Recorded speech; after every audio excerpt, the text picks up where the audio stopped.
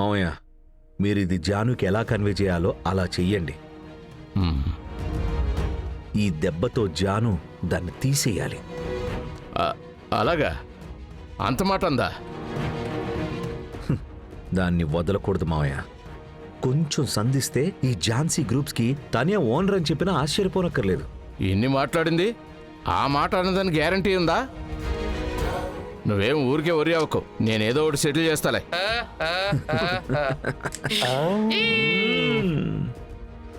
Count your days బంగారీ. ఏమైంది? ఎవరు ఫోన్లో? మన గురించి ఇంతకుముందు ఎవరైనా మాట్లాడింది లేదు, తలుచుకుంది లేదు. ఇది చాలా తప్పనిపిస్తోంది. అసలు ఏమైందో విషయం చెప్పు గణేష్. తప్ప కాదా అనేది నేను చెప్తాను. ఆ అమ్మాయి బంగారి ఉంది కదా, అది చేసే పనులు అన్నీ ఇన్ని కాదు. మీరు ఈ ఫంక్షన్ కావాల్సిన ఏర్పాట్లన్నీ తన్నే చేయమని చెప్పారు కదా. మీరు చెప్పినప్పటి నుంచి తనకి ఏమాత్రం కన్ను మిన్ను కానట్లేదు. గణేష్, చెప్పిందే చెప్పకు దయచేసి. విషయం ఏంటని మాత్రం చెప్పు.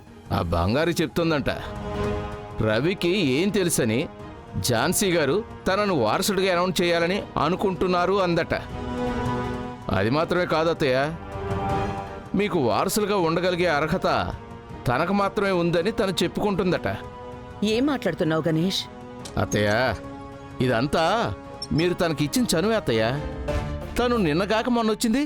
తనకి మన కుటుంబం గురించి, మన ఝాన్సీ గ్రూప్ ఆఫ్ కంపెనీస్ గురించి ఏమాత్రం తెలిసి చెప్పండి. అసలు ఏ పరంగా తను మీకు వారసురాలని చెప్పుకుంటుందో నాకు అర్థం కావట్లేదు.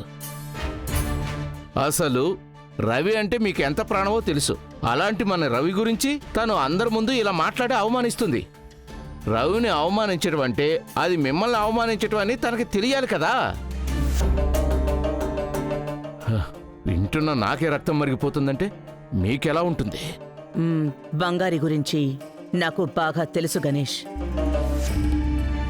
వెనక మాట్లాడేవాళ్లు 100 మంది ఉంటారు. అదంతా నమ్మాల్సిన అవసరం లేదు, నమ్మనేకూడదు. బంగారి అసలు అలాంటి ఆలోచనే చెయ్యదు. అలాంటిది ఎలా అంతలా మాట్లాడుతుంది? కాబట్టి బంగారి గురించి ఎవరైనా ఇదే విధంగా తప్పుగా చెప్పారే అనుకో, చెవితో విని ఆ చెవితో వదిలేసేయాలి. ఒకవేళ నువ్వు విన్నా నా దగ్గర చెప్పాల్సిన అవసరం లేదు. వెళ్ళండి, వెళ్ళి ఈ ఫంక్షన్కి సంబంధించి ఏ పని చేయాలని బంగారిని అడిగి తెలుసుకుని చేయండి. ప్లీజ్ వెళ్ళండి. సరే అత్తయ్య.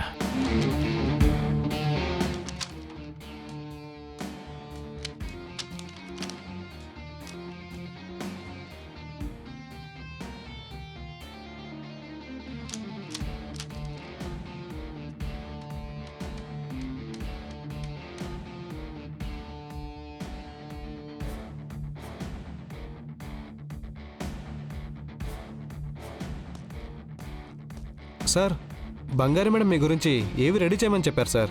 దానికి ఫొటోస్ కొంచెం కావాలి సార్. నా గురించే కదా ఏవి చేస్తుంది. అయితే నేను చెప్పినట్టు రెడీ చేయండి, సరేనా? మీకు ఎలా కావాలో చెప్పండి సార్, అలానే చేసేద్దాం.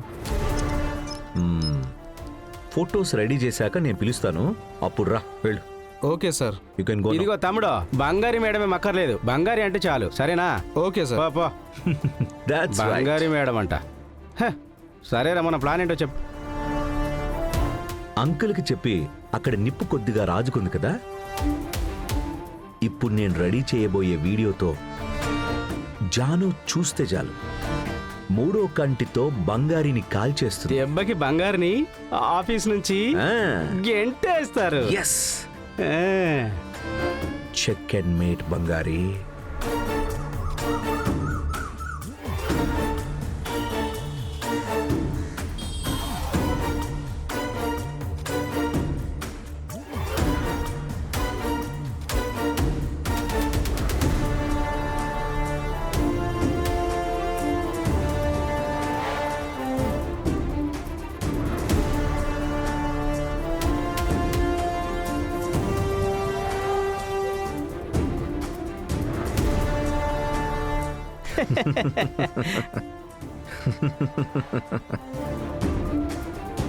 బేబీ ఇక నుంచి బిజినెస్ నువ్వే టేక్ ఓవర్ చేసుకుంటున్నావు. నువ్వు పెట్టి మొదటి సంతకం ఆ బంగారుని డిస్మిస్ చేసే ఫైల్ అయి ఉండాలి. దాన్ని నేను అస్సలు టోలరేట్ చేయలేకపోతున్నాను. దాన్ని చూస్తేనే నాకు ఇరిటేటింగ్గా ఉంటుంది. ఏయ్ పాపమే బంగారి, తన మీద ఎందుకు నువ్వు అంత పగ పెంచుకున్నావు? రేయ్, అది పాపమా? రవి ఎవరని తెలిసి కూడా తనను రవిని కావాలని అవమానించింది. అదంతా చూస్తూ కూడా గమ్మున ఉండమంటావా? Cool baby. పక్కన నుంచి చూసిన నీకే ఇంత బాధుంటే అనుభవించిన నాకెలా ఉంటుంది? నేను దాన్ని ఊరికే వదిలిపెట్టను. No way. ఏయ్ పోసింది చాలు శామ్, వాడు స్టేజ్ ఎక్కి మాట్లాడాలి. వాడిని ఇక్కడ పడుకోబెడతావేంటి? Okay okay. ఏంట్రా మావా, నేను వారసుడని అనౌన్స్ చేసిన తర్వాత ఈ హోటల్ని ఏం చేయబోతున్నావు? వేరే ఎందుకు? వాళ్ళ పార్టీ పూర్తవ్వకుండానే వాళ్ళని బయటకు పొమ్మనడానికి ఒక రెస్టారెంట్ని రవి కొనేశాడు. అది కొని ఏం చేసావు? ప్రశాంతంగా పోతున్న రెస్టారెంట్ని ఇంత పెద్ద తాళం వేయించి మూయించేశాడు. అదే గతి పట్టబోతుంది ఈ హోటల్కి.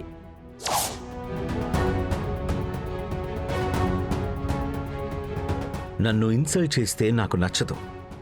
దానికి అంతకంతా తీర్చుకోకపోతే నాకు నిద్ర పట్టదురా.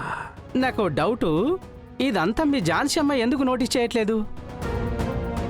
నోటీస్ చేయాలంటే అక్కడ ఏం జరిగిందో తనకి తెలియాలి కదరా. నా జానుకు అదంతా ఏం తెలీదు.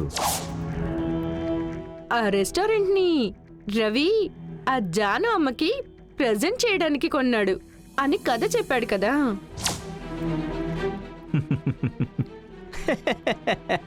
అలా జరిగిందా? నా జాను ఒక్కతే నేను ఏం చెప్పినా కూడా నిజమని నమ్మేస్తుంది. కానీ మనకి నిజాయితీగా ఉండే అలవాటే లేదే. జాను నా మీద పెంచుకున్న ప్రేమే తనకున్న పెద్ద వీక్నెస్.